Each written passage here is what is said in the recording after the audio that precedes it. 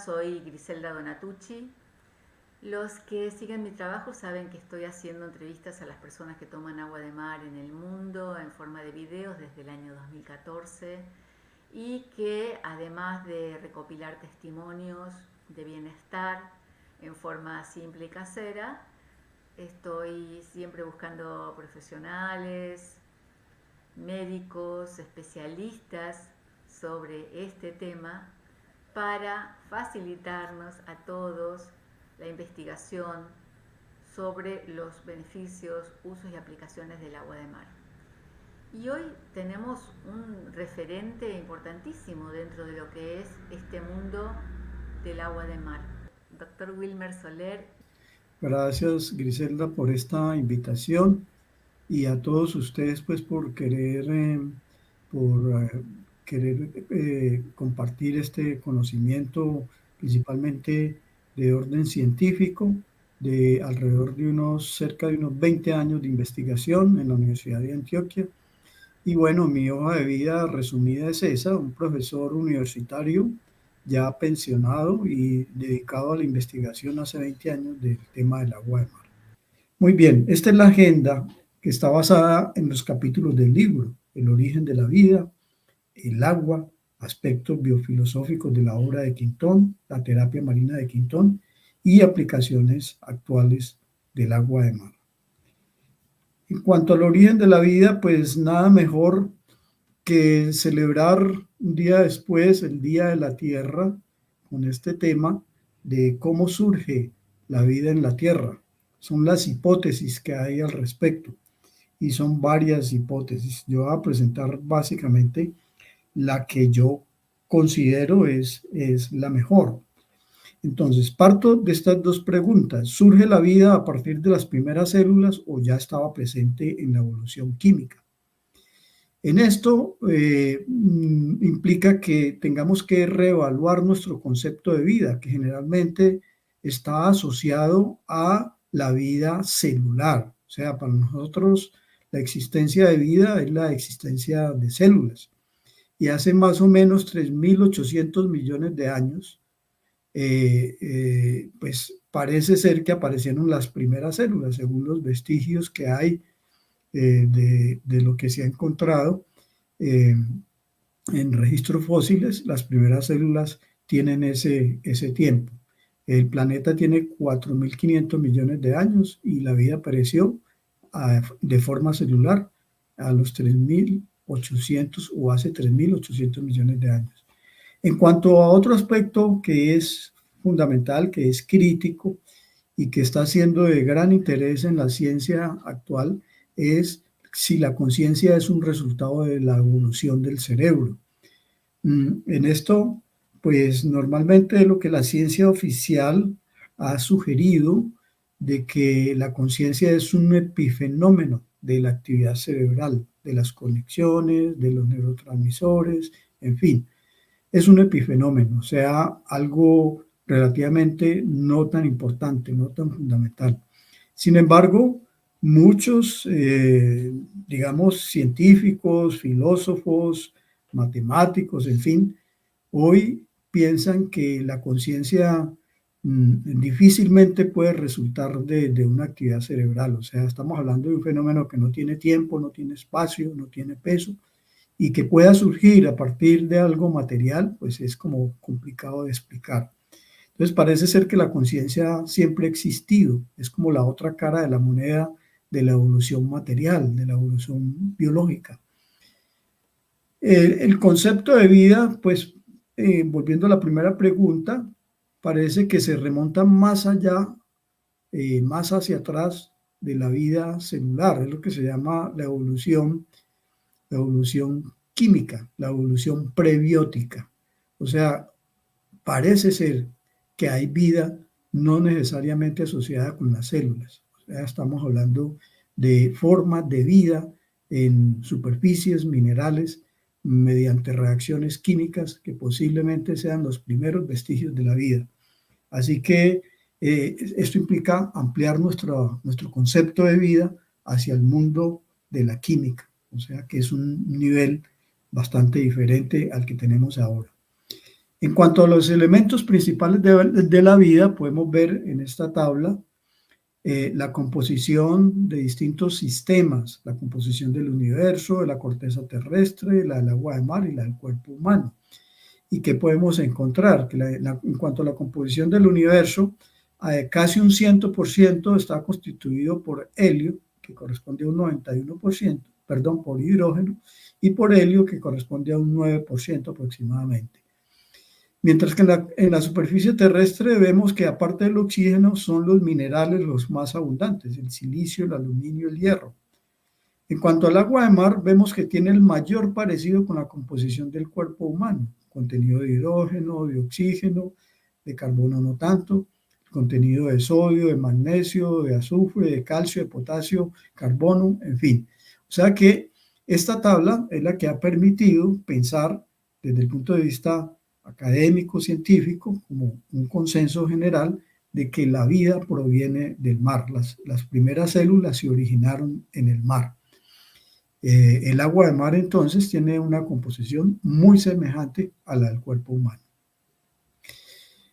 Sin embargo, pues el gran problema de la vida, tal como la conocemos, parece radicar en su desarrollo en un entorno adecuado, pues los elementos precisos para la organización bioquímica no parecen exóticos. La materia prima de la vida es abundante en la galaxia y en todo el universo. Es un profesor de la Universidad Complutense de Madrid. ¿Qué implica esto? Que esa idea de que la vida en nuestro planeta es un accidente cósmico que no se puede repetir, que es algo excepcional, realmente es algo que ha quedado atrás completamente. Lo que se encuentra en el universo es que tiene los elementos químicos para la formación de la vida en todo el universo. Así que la vida parece ser más abundante de lo que creemos hasta ahora. Los elementos necesarios son el agua líquida, abundante en el cosmos, los metales y los oligoelementos, una fuente de energía, en nuestro caso particular el sol, y la protección contra esa radiación solar que en exceso puede ser perjudicial, en este caso la atmósfera.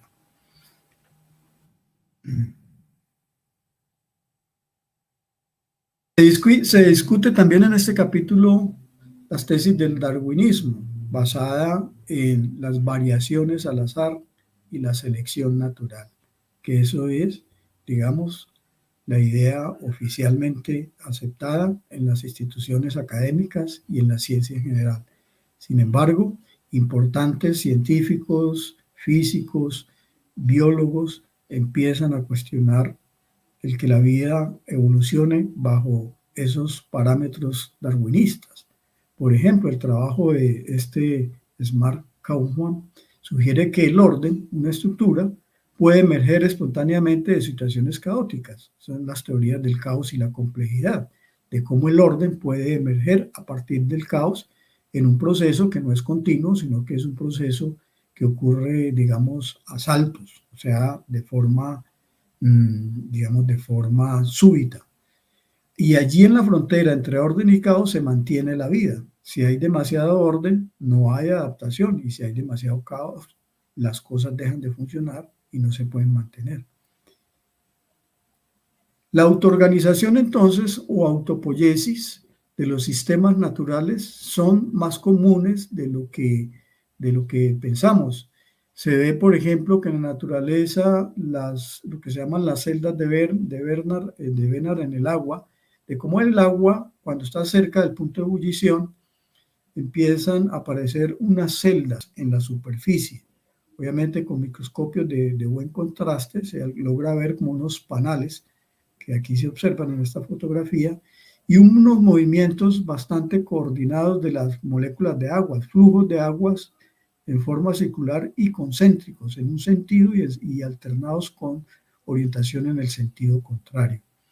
Están las ondas químicas, o sea, lo que se llama la reacción de Belousov-Chamotinsky, son reacciones en el laboratorio en el que se puede ver en caja de Petri de cómo sistemas alejados del equilibrio, en reacciones químicas, se producen esas reacciones no de cualquier manera, no al azar, se producen de forma ordenada.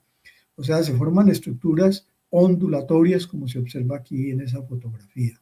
Al lado derecho también tenemos cómo las galaxias también se autoorganizan, generan figuras geométricas, muy hermosas, por cierto. Entonces, lo vemos en todas las escalas de la realidad, desde lo micro hasta el macrocosmos. Estos son sistemas entonces que presentan realimentación o retroalimentación, o sea, regulación feedback y autorrenovación, o sea, que son sistemas que se están sensando ellos mismos de manera continua. Están alejados del equilibrio termodinámico. Son sistemas abiertos, o sea, hay un flujo constante de materia y energía, entra por un lado, sale por el otro, no son sistemas cerrados, sino sistemas abiertos. Son autónomos, pero también están conectados con el entorno y con otros sistemas autopoyéticos. En cuanto al agua, también hay nuevos paradigmas que empiezan a aparecer. Ya estamos aquí en el segundo capítulo. El agua normalmente o generalmente se nos ha dicho es H2O. Sin embargo, nada más alejado de la realidad. Ante todo, el agua es una molécula que es social, o sea, nunca se encuentra en forma aislada, ni siquiera en forma de vapor. Vamos, digamos, las partículas que vemos en suspensión en el vapor de agua no corresponden a H2O aislado, sino que son agrupamientos de moléculas de agua, de muchas, de millones de moléculas de agua. O sea que no la vamos a encontrar de forma aislada. En este sentido, este profesor de la Universidad de Washington, el profesor Gerald Pollack, es un biofísico y él muestra cómo existe una cuarta fase del agua. Todos recordamos fácilmente las tres fases: es sólido, líquido y gaseoso. Este profesor está hablando de una cuarta fase con base en sus investigaciones que están publicadas. Y es un comportamiento entre gel, es un comportamiento como si fuera un gel, entre líquido y cristalino. Y no es algo, digamos, muy insignificante, es supremamente importante. Tal vez ustedes han visto cómo cuando estamos en el lavaplato y algunas goticas de agua salen corriendo, y la podemos ver a simple vista, el fenómeno de las nubes, de cómo se mantienen el agua en suspensión en la atmósfera. Este animalito que se le llama pues como el Cristo porque camina sobre el agua, una lagartijita, y miren ustedes cómo corre sobre el agua. Pero también otro fenómeno bastante extraño es de cómo el agua se comporta como un cable, o sea, cuando se ponen electrodos en uno y otro lado de estos dos compartimentos, de estos dos vasos de laboratorio, se forma un puente entre ellos dos y ese puente es de agua. Es como si el agua se comportara como un cable, como ustedes pueden ver ahí claramente. Esto se debe a que el agua adquiere cargas negativas provocadas por la radiación solar, especialmente la radiación infrarroja. Esas cargas negativas hacen entonces que esas estructuras en forma de gel que están en la superficie de estas goticas o en las nubes o aquí en la superficie del agua o aquí en este cable de agua, pues esas cargas negativas y positivas, pero especialmente negativas son las que están principalmente en la periferia, se permiten pues que haya una especie de repulsión y de que se puedan formar estructuras relativamente estables. Este animalito entonces no se hunde porque justamente en la superficie va a haber cargas negativas que impiden pues que el animal caiga hacia la profundidad. Las aplicaciones y funciones de esta cuarta fase van a ser muchas. Apenas esto es un tema que está en desarrollo, en investigación, pero está la posibilidad de obtener energía, o sea, la separación de cargas cuando se está en contacto con una superficie hidrofílica con moléculas como proteínas, carbohidratos, especialmente, que son hidrofílicos, solubles en agua, colágeno, por ejemplo, pues, y en presencia de la luz solar hace que el agua se desdoble en OH- menos y en H+, y esas cargas se pueden separar formando una especie de batería de la cual se podría obtener energía. ya es parte de la tecnología, el desarrollo que esto pueda tener en el futuro. Pero esto tiene una gran importancia para nosotros mismos, para la célula, que ahí también se forman estas estructuras de agua en forma de gel y con cargas. Esa energía solar, especialmente infrarroja, pues va a hacer que haya una acumulación de energía como baterías dentro de la célula, alrededor de todas esas estructuras hidrosolubles. Y eso es una fuente de energía, por lo menos se ha podido comprobar en el laboratorio del doctor Pollack, de que, digamos, el desplazamiento de los glóbulos rojos obtiene en buena medida su energía para desplazarse de esa energía que está acumulada en el agua. O sea que es una energía también biológica que la podemos utilizar. Los dominios de coherencia cuántica, que es otro tipo de investigación que se ha venido desarrollando desde el campo de la biofísica, han empezado a mostrar que es como la base, la fundamentación de la memoria del agua. El agua forma unas estructuras complejísimas de millones de moléculas con formas muy hermosas, como las podemos ver, por ejemplo, en el hielo, en la nieve, por ejemplo, en los copos de nieve, los trabajos de Masaru Emoto, por ejemplo.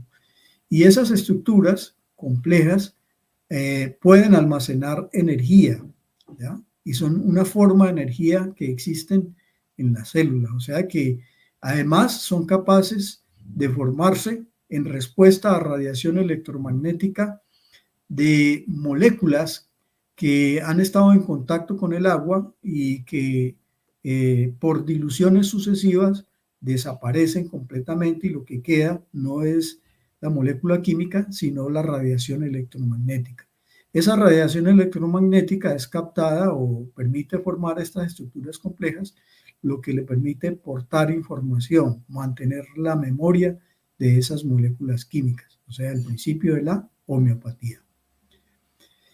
El tercer capítulo, aspectos biofilosóficos de la obra de René Quintón. Tenemos entonces lo más importante que propone Quintón es la ley de la constancia general, que dice, frente a las variaciones de todo orden que puede sufrir la vida animal en el curso de las eras y en sus diferentes hábitats, esta vida aparecida celularmente tiende a mantener para su funcionamiento celular elevado a través de la serie geológica las condiciones de los orígenes. Esta ley de la constancia general está soportada sobre 4 leyes. Esas 4 leyes son las leyes de la constancia térmica, la constancia marina, la constancia lumínica y la constancia osmótica. O sea, a diferencia de la tesis darwinista de variaciones al azar y selección natural, lo que está proponiendo Quintón es que no es así. La evolución está determinada entonces por mantener las condiciones del origen de la vida, con base en estas 4 variables. La constancia térmica. Según Quintón, la vida aparece más o menos a unos 40 grados centígrados. Y la idea de la evolución de los organismos que van en evolución es mantener esa temperatura interior. Son los organismos poiquilotermos, a diferencia de los animales isotérmicos que mantienen la temperatura del medio ambiente, como el caso de los reptiles, por ejemplo, que en condiciones de frío o calor, ellos cambian su temperatura corporal. Pero obviamente cuando se está en el frío, cuando una serpiente está en el frío, como lo observó Quintón inicialmente, esa serpiente está desvitalizada. Es una serpiente que está dormida, está anestesiada prácticamente. Basta que vaya subiendo la temperatura ambiente y entonces el animal va cobrando actividad. Entonces la evolución y la actividad, la máxima vitalidad de la célula requiere mantener esa constancia térmica. La constancia marina es justamente el que el agua de mar que circula por nuestro cuerpo debe mantenerse. Efectivamente, la composición de nuestros líquidos fisiológicos, el plasma marino, el líquido amniótico, las lágrimas, todos esos líquidos tienen la composición semejante al agua de mar diluida. Y ahí vamos a lo que es la constancia osmótica, agua de mar diluida, o sea que la concentración del mar en el momento en que aparece la vida era una concentración isotónica. Según Quintón, el mar se ha venido salinizando, porque hoy por hoy sabemos que el agua de mar es una solución hipertónica y para utilizarla como un plasma de Quintón, como un suero fisiológico, hay que diluirla. Eso, aquí estamos hablando entonces de la constancia osmótica. Y la constancia lumínica, Quintón no la desarrolla muy bien, simplemente la deja planteada, pero obviamente en los capítulos anteriores que acabo de exponer, la importancia del sol en el tema del agua, por ejemplo, pues obviamente cobra una posición central en este tema de la evolución. Necesitamos del sol, es una fuente de energía fundamental, mucho más importante de lo que hemos considerado hasta ahora. Parece entonces inclusive que el hecho de que el sol nos permita separar cargas en el agua que circula por nuestro cuerpo y formar como baterías dentro y fuera de la célula, pues parece ser que eso es como lo que diríamos una especie de fotosíntesis, al menos la primera parte de la fotosíntesis. En cuanto a la unidad básica de la vida, es otro aspecto también importante en la propuesta de René Quintón y que tiene una validez hoy en día muy, muy grande. Primero, el concepto de vida que se nos enseña tradicionalmente en la academia es que la unidad básica es la célula. Es una célula aislada que no puede estar viva. Ninguna célula aislada puede estar viva. Esta es una célula muerta, puesta al microscopio. Para que una célula viva sea viable, esté viva, debe estar rodeada de su entorno. Debe estar en contacto con los capilares, con la matriz extracelular, con todo lo que rodea la célula y obviamente las células. Esta es la tríada fundamental de la vida en un organismo pluricelular evolucionado según el profesor Heine.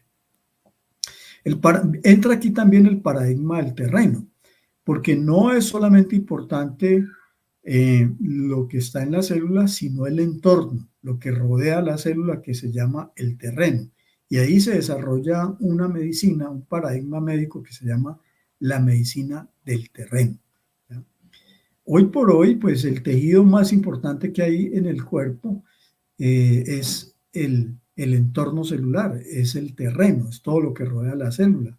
Y la mayoría de las enfermedades crónicas se derivan de trastornos en ese entorno, en ese terreno. A medida que la población envejece, los problemas se van ubicando en este tejido extracelular, en este tejido, digamos, externo a la célula. El paradigma de la etiología específica es un paradigma que está basado, que también es otro aspecto que desarrolla Quintón claramente y con este ejemplo lo podemos entender, es a una enfermedad cualquiera, un agente específico que ataque esa enfermedad. Si estamos hablando de enfermedades infecciosas, como el caso hoy del coronavirus, por ejemplo, pues para atacar esa enfermedad, para la medicina occidental actual, es suficiente con las vacunas o antibióticos, digámoslo así, antivirales. Entonces, vamos a mirar este ejemplo, ¿sí? ¿Qué sucede en un basurero? Pues ahí están las plagas, las cucarachas, los roedores, en fin.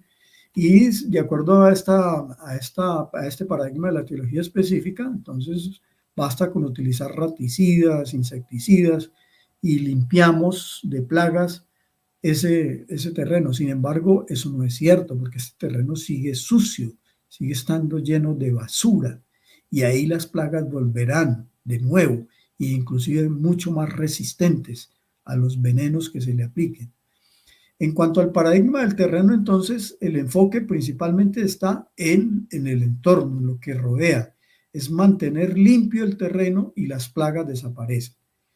Otro ejemplo muy familiar que todos lo hemos visto en nuestras casas o en casas de familiares o amigos, es como cuando se deja sucio el lavaplatos al final del día, pues obviamente ahí quedan residuos de la cocina, de alimentos, y esa es como esta basura, es alimento para las plagas. Entonces aparecen las cucarachas, las moscas, en fin.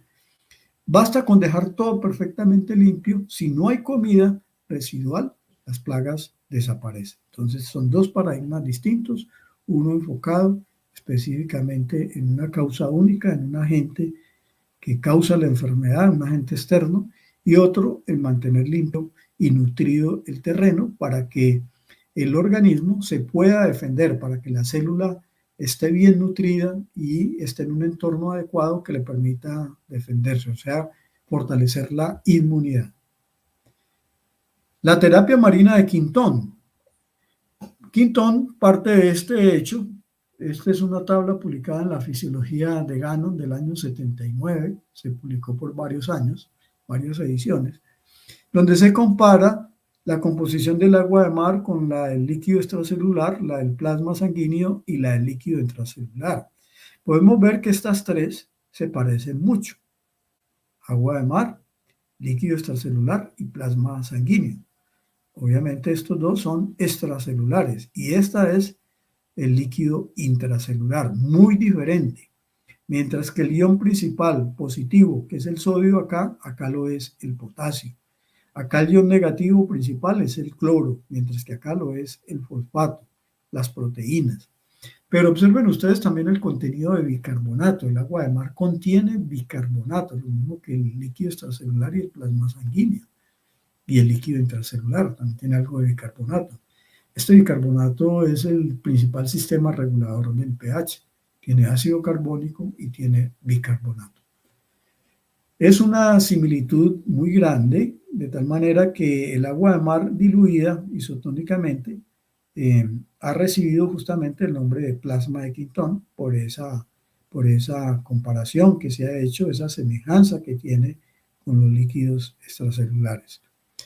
Los dispensarios marinos de Quintón en Francia en 1907 nos muestra entonces un sitio que hoy pues, no existe, desapareció infortunadamente, donde se hacían aplicaciones por vía subcutánea de agua de mar diluida, o sea, de plasma de Quintón.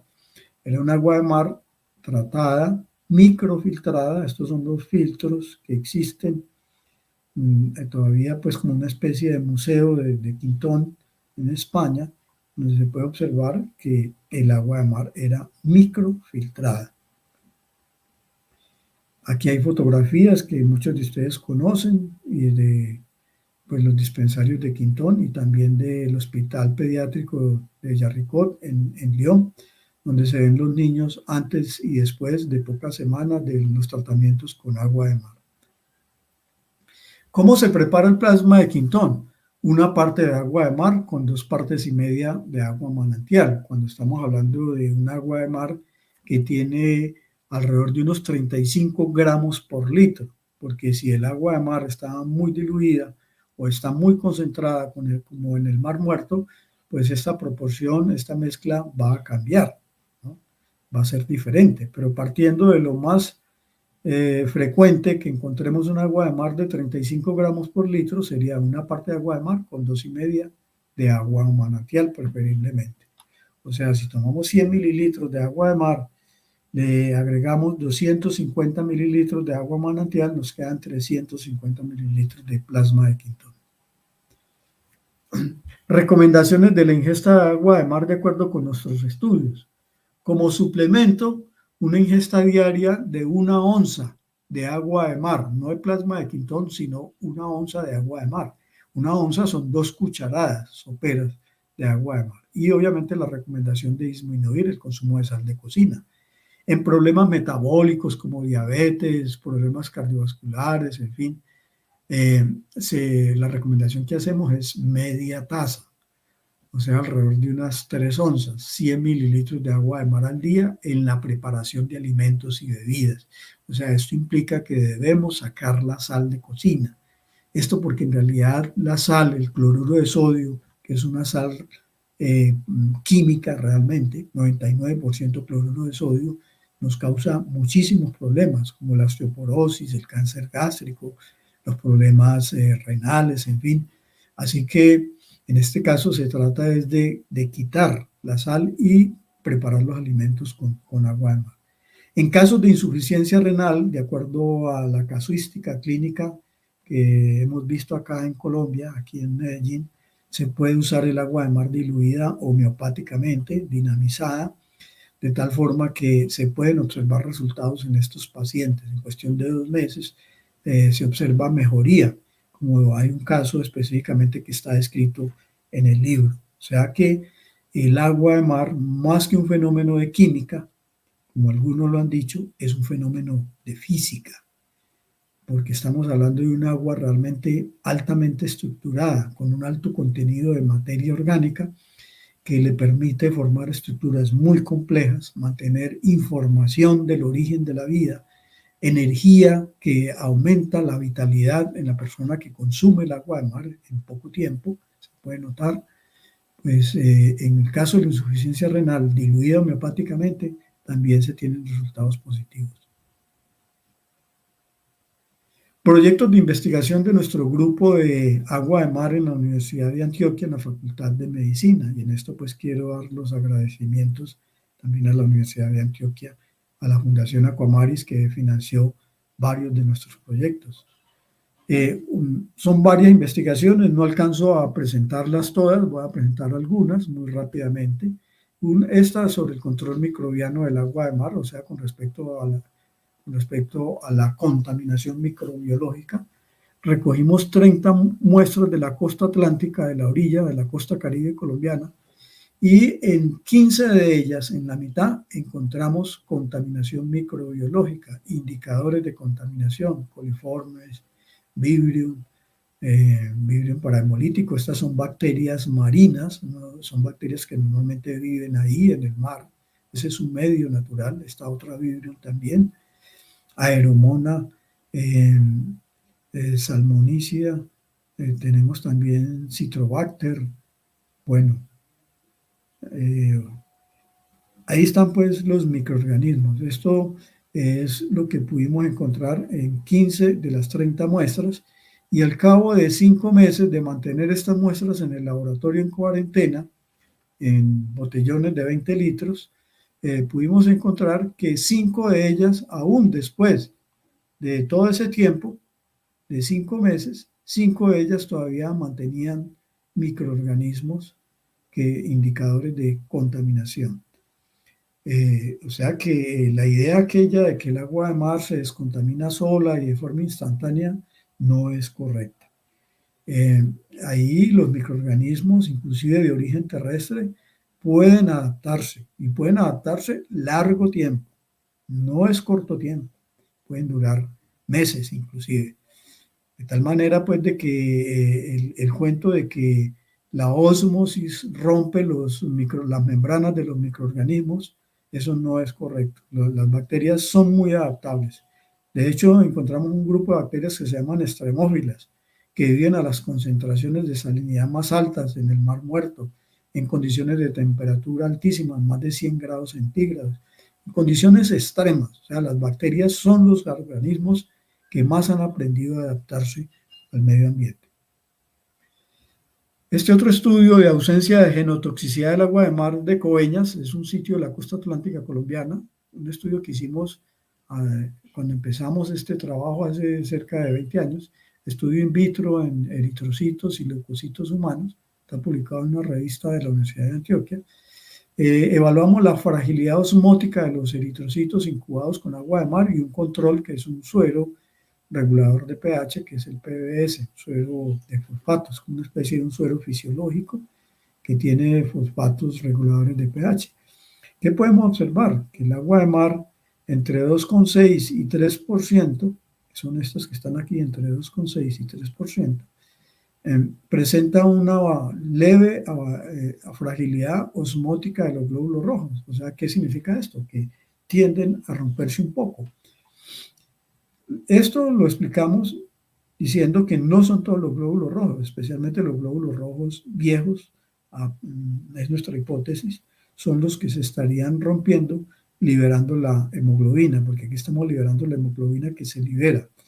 Y obviamente es que si lo comparamos con el PBS, que tiene una concentración de 3%, igual a estas, a esta, 3%, pues vemos que hay un aumento en la fragilidad osmótica, o sea, el agua de mar tiende a destruir glóbulos rojos. ¿Cuáles?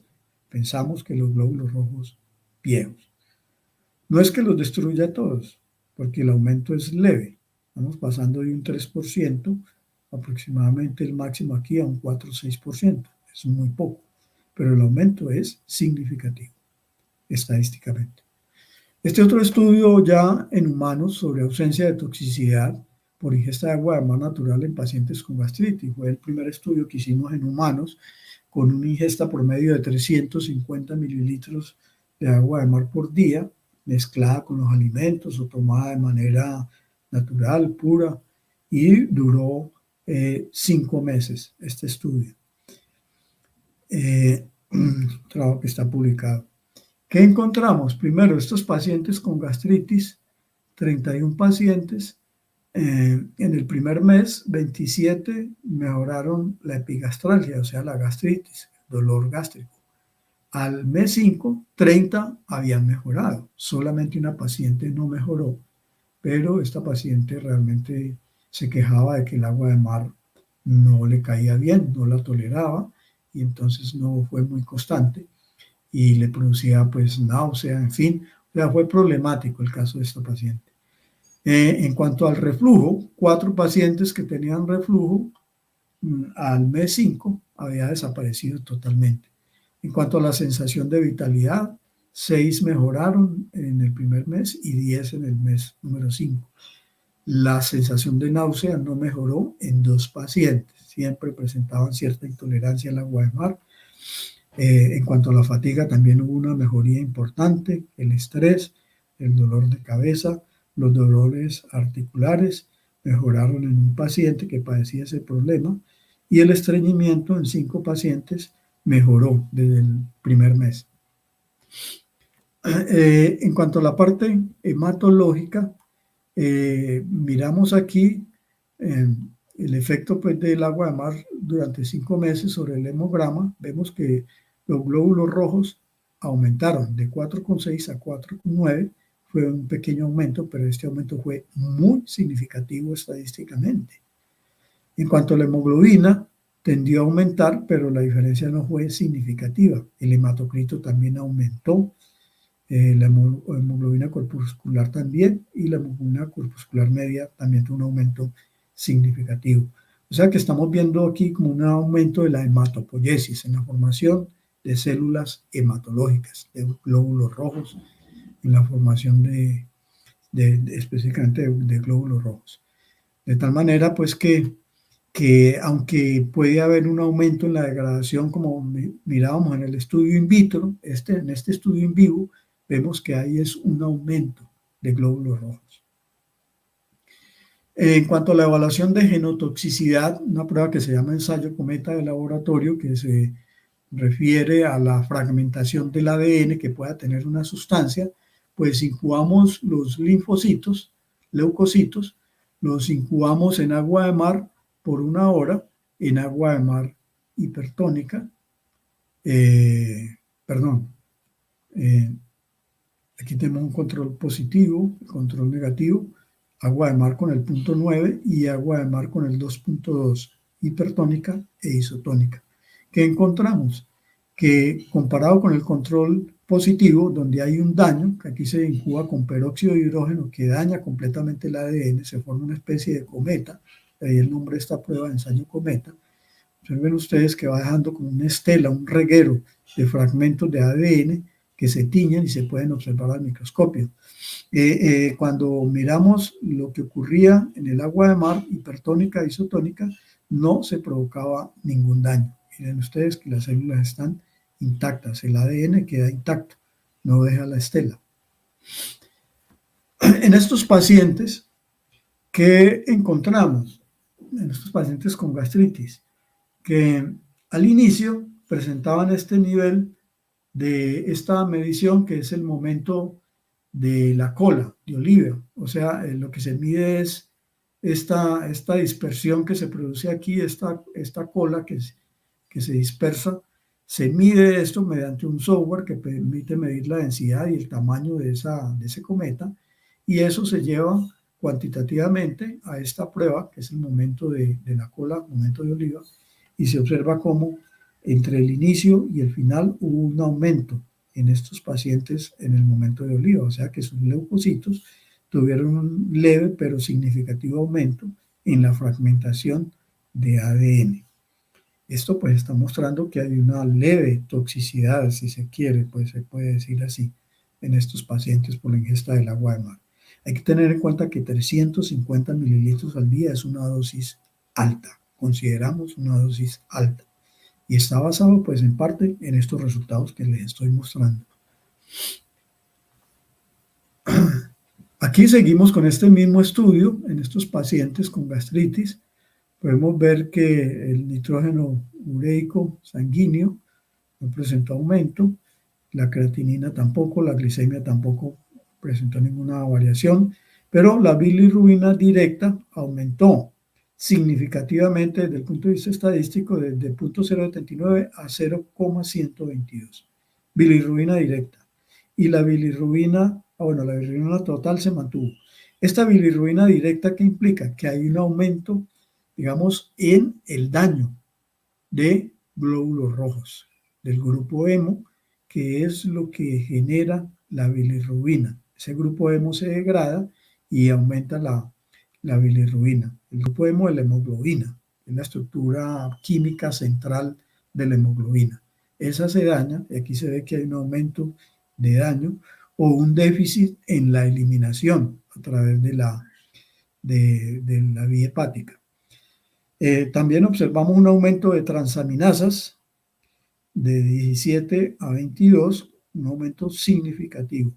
Estos aumentos, sin embargo, no llegaron a pasar el nivel de normalidad, o sea, se mantuvieron siempre en los niveles de normalidad, o sea, no llegaron a rangos patológicos.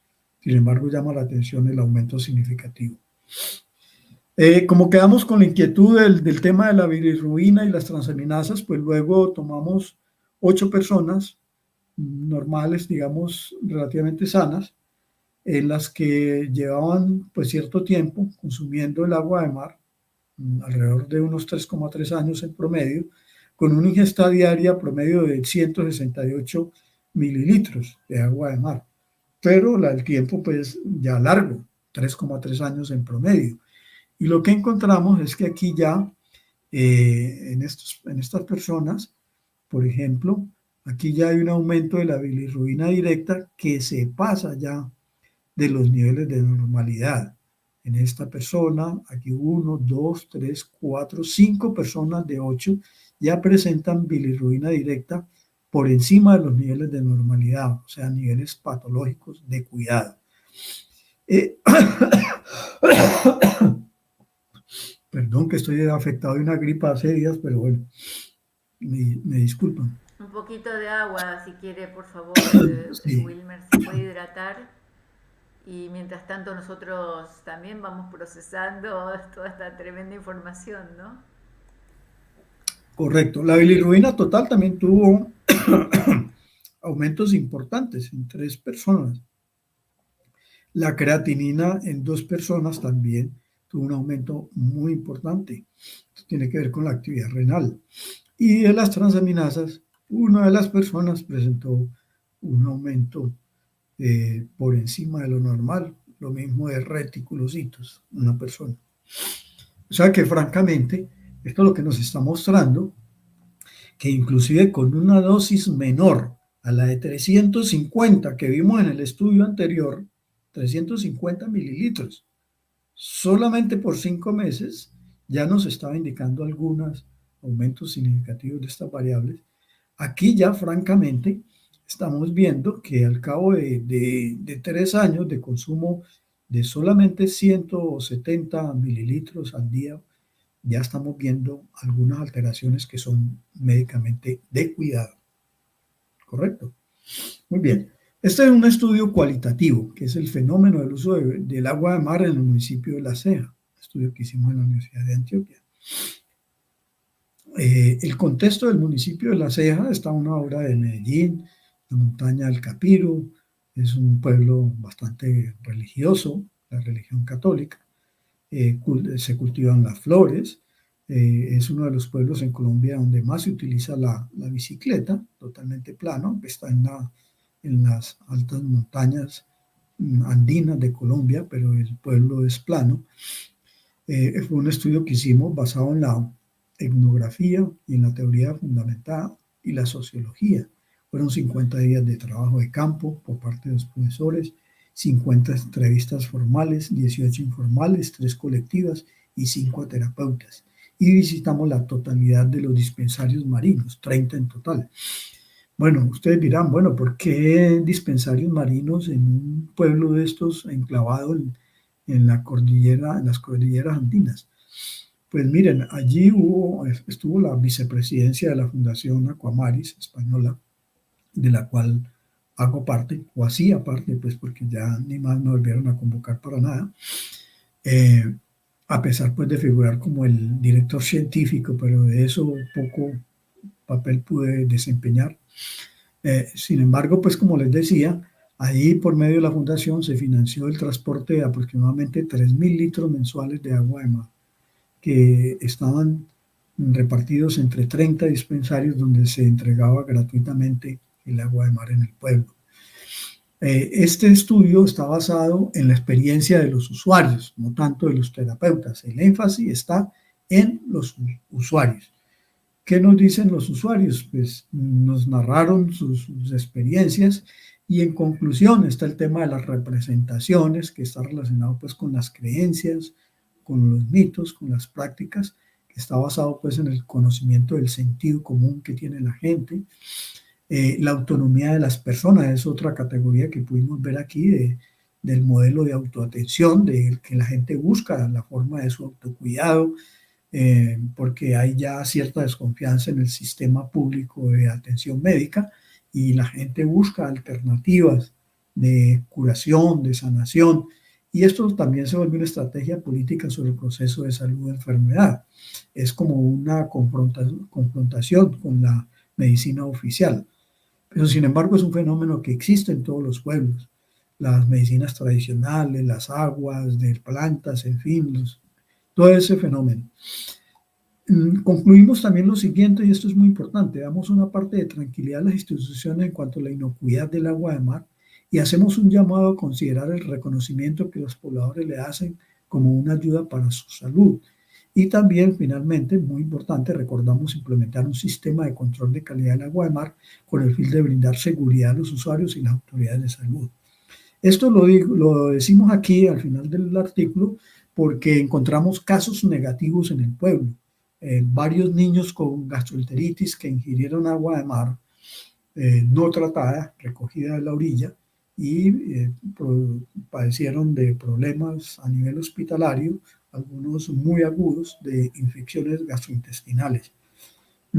Solamente pues en el estudio describimos un caso, porque los otros casos fueron por referencias de otras personas y fue difícil entrevistar directamente a los afectados o a los padres de los afectados. La gente tiende pues a rehuir por temor a ser señalados y a ser expuestos. Otro caso, por ejemplo, pudimos detectar y lo entrevistamos directamente, un señor que padecía o padece de hipertensión, ingirió un vasado de agua de mar y le generó una crisis hipertensiva. Este estudio es un estudio que hicimos en niños de 2 a 6 años, eficiencia del tratamiento de la rinitis alérgica con agua de mar mediante ensayo clínico aleatorizado. 164 niños, los dividimos mitad y mitad, en un grupo que utilizó solución salina y la otra mitad agua de mar diluida, isotónica, plasma de Quintón. Entonces, una ingesta diaria de 50 mililitros de agua de mar hipertónica mezclada con las bebidas y lavado nasal de los niños para el tema de la rinitis alérgica. Obviamente que es un problema inmunológico y se trata no solamente de abordar la parte de la nariz, sino también su respuesta inmune hipertrofiada. Entonces, por eso la ingesta combinada con el lavado nasal. Aquí está la técnica del lavado nasal basada en el neti, es una práctica de la medicina ayurveda, el lavado nasal, que debiéramos hacer ojalá una o dos o tres, ojalá diariamente, así como nos lavamos los dientes todos los días. Hacer el lavado nasal es muy importante, está demostrado que esto previene enfermedades infecciosas del tracto respiratorio superior. Y ahora pues con este tema de la pandemia fue muy útil aquí en Colombia el promover, nosotros promovimos mucho el lavado nasal con agua de mar. Quiero destacar de los resultados de este estudio, básicamente esto que encontramos en cuanto a la antropometría, la parte nutricional. Lo que estamos viendo aquí es el uso del grupo de niños que usó solución salina y el grupo de niños que usó agua de mar, el tono más claro. ¿Qué encontramos? Que al cabo de los meses, pues de 3 meses duró este estudio, solamente al cabo de 3 meses, y hay que tener en cuenta, estos niños presentaban desnutrición crónica, la mayoría de ellos, porque este estudio se hizo en estrato socioeconómico muy bajo de la ciudad de Medellín, estrato 1 y 2, que acá es muy marcado. Son niños que básicamente tenían 2 comidas al día, los que les daba la institución educativa, solamente esas 2 comidas, ya había un problema de abastecimiento de comida.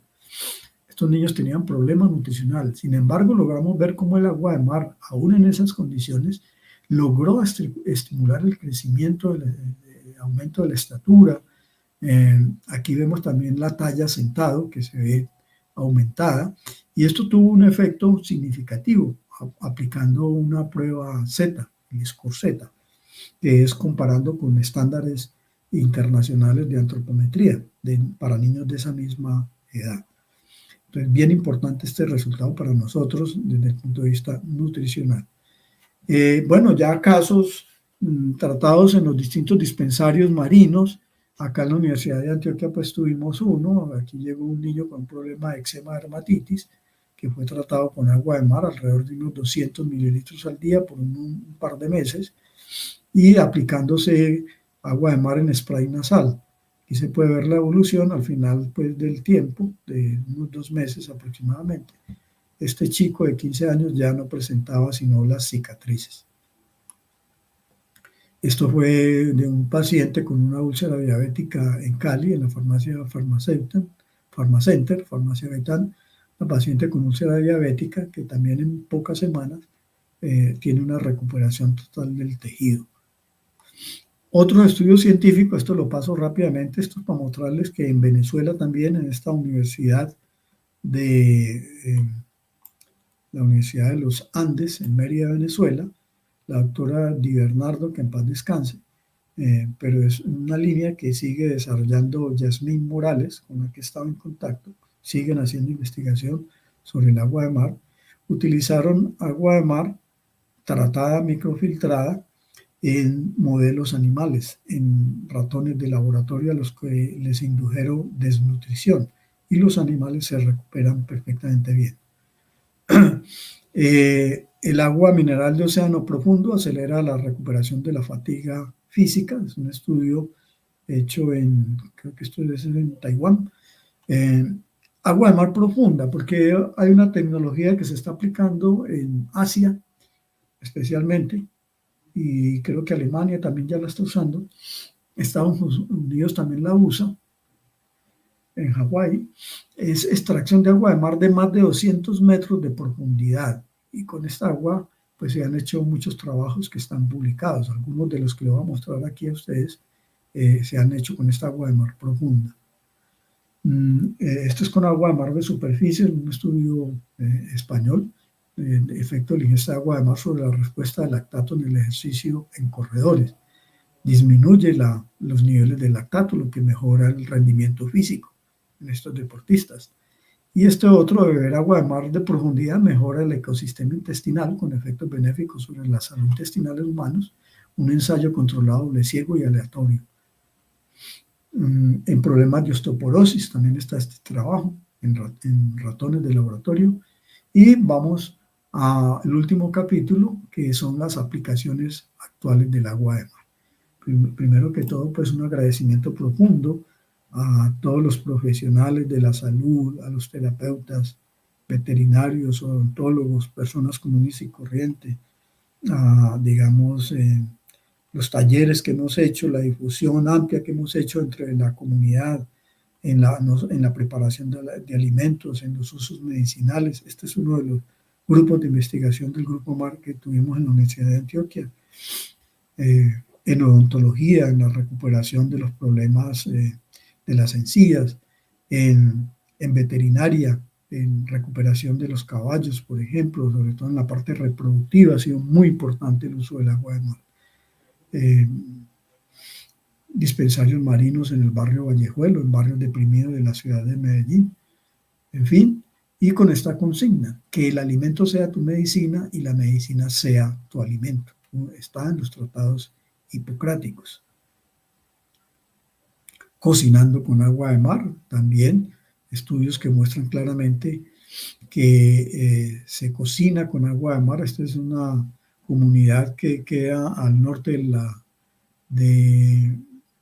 en las Islas Salomón, al norte de Australia exactamente. Y ahí se hizo un estudio en 6 comunidades indígenas, 6 comunidades ancestrales, dentro de las cuales una de esas 6 cocinaba o cocina con agua de mar. Es un estudio relacionado con los problemas cardiovasculares, con las enfermedades cardiovasculares, y lo que se encontró en estas comunidades, especialmente en esta que cocinaba con agua de mar, pues una ausencia total de enfermedades cardiovasculares y obviamente pues también de problemas de hipertensión. No era prevalente la hipertensión arterial. Es un estudio interesante, vale la pena mirar. Es más, consumían agua de mar en cantidad, porque la preparación de alimentos la hacían con agua de mar sin diluir, con salmuera. Y así se sigue utilizando actualmente en esa comunidad. Ellos, pues obviamente están rodeados de agua de mar, son islas pequeñas y en esas islas se desplazan entre ellas, pero lo abundante que tienen es el agua de mar. Muchas gracias a Griselda Donatucci, a Amaris, por pues, esta oportunidad de poderles compartir este trabajo de 20 años de investigación. ¿Alguna pregunta? Entonces venimos a la próxima sección, ¿no, Griselda? Cerramos, si le parece bien, gracias. Igual este video va a quedar en forma unitaria, digamos como un referente, como un tutorial, una clase magistral acerca de toda su investigación, toda esta trayectoria de investigación que ha hecho en estos años. Y por supuesto van a quedar los datos del doctor debajo del video después, lo vamos a poner. Y los invitamos ya corto y vamos al segundo video. Gracias. Dentro de 15 minutos. Dentro de 15 minutos. Correcto. Hasta Perfecto. luego. Hasta luego.